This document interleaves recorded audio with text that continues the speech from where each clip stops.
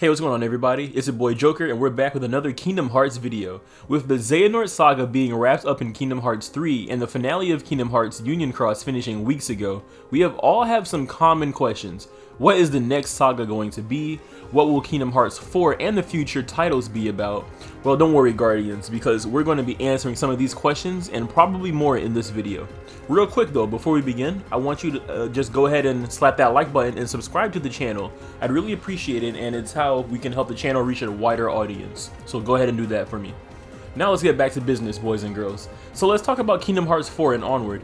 We all want these games to come out as soon as possible. We all want to know what happens next in the franchise, and we all want to see what the heck is going on with Yozora. So let's start with the information we have so far and expand on it.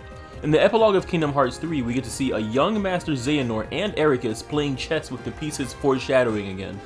Remember that these pieces were originally meant to foreshadow the Keyblade War and final confrontation in the Keyblade Graveyard in the climax of Kingdom Hearts 3. These pieces each represented the 7 lights, white pieces, and 13 darknesses with black pieces. However, in the epilogue of Kingdom Hearts 3, Ericus tells Xehanort about a new game and shows him.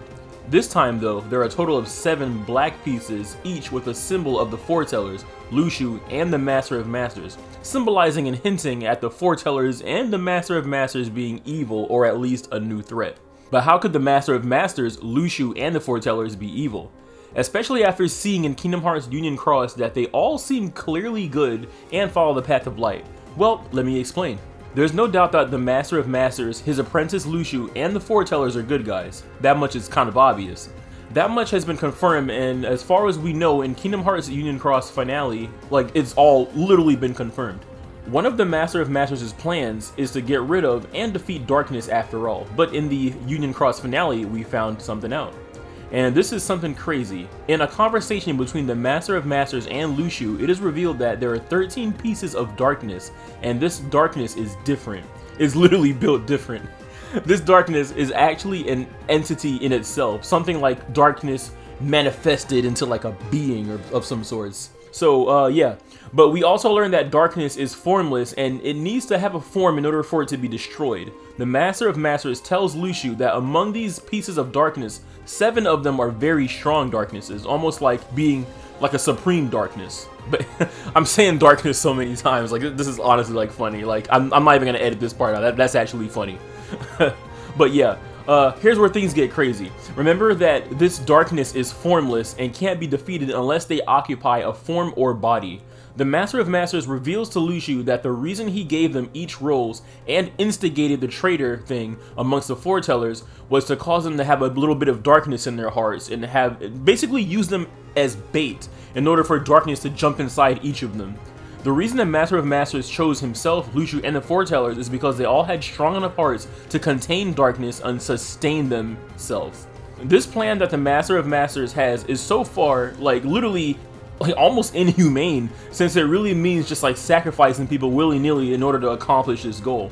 Even Luxu himself doesn't entirely agree. However, the Master of Masters says he has a plan that might end up saving them all somehow. With this all set in motion, that reveals that the 7 black pieces in the game are the Master of Masters, Luxu, and the Foretellers.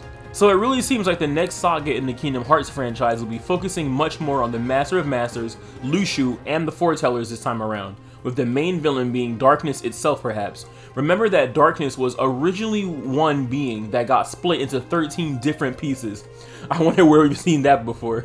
Seriously though, Nomura seems to really like that number. 13 is just a recurring thing for him, man. I'm just saying. As far as the title of the next saga goes though, I'm thinking something like the True Darkness Saga, or maybe something like the Master of Masters Saga. I don't know. Work in progress on the name. Let me know what you guys think about that. There's no doubt that this is going to be a pretty insane chapter in the Kingdom Hearts franchise though. It all depends on how this story is going to be told this time around. I think that we will get another 3 main Kingdom Hearts titles, such as Kingdom Hearts 4 through 6, but I also believe that we'll get a spin-off or 2. I don't think there will be nearly as much spin-offs that we got in the Xehanort Saga though. There's still so much more to be revealed in Kingdom Hearts. We even got to see what looks like a version of Skylight Adkylum back when it had people living there in the epilogue of Kingdom Hearts Union Cross. The next saga is going to be a big one for sure. Remember that we still have yet to see how Demyx is even important to the Keyblade legacy either. And I swear, if Demyx is the master of masters, bro, I might just be done with Kingdom Hearts, yo. Like, I do not want... I know you guys are like saying that it might be a theory or whatever, but dude, I do not want Demyx to be the master of masters. Honestly, I want the master of masters to be his own, like, character. Like, just a whole original character we've never seen before, you know what I'm saying?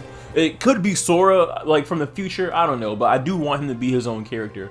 But here is where I talk about the next Kingdom Hearts game in the franchise and what it will probably be. Now, this game could go by the name of Kingdom Hearts 4, or it could simply be the first spin-off title of the next saga. But one thing is that I'm like literally 90% sure that it's going to continue from where the secret ending of Kingdom Hearts 3 left off. You know, the secret ending where we see Sora and Riku in a strange new world. We also get to see Yozora on top of a building looking down in this secret ending. This world that Sora and Riku are seen in is revealed as Quadratum, and the end of Kingdom Hearts Melody of Memory. In the end of Melody of Memory, we see Riku depart for Quadratum in search of Sora in the world of Unreality. Yeah, I know, like, things are just getting so trippy, like, the world of Unreality, right? But I love it, though. I believe the next game is going to reveal a lot more about Yozora and Quadratum.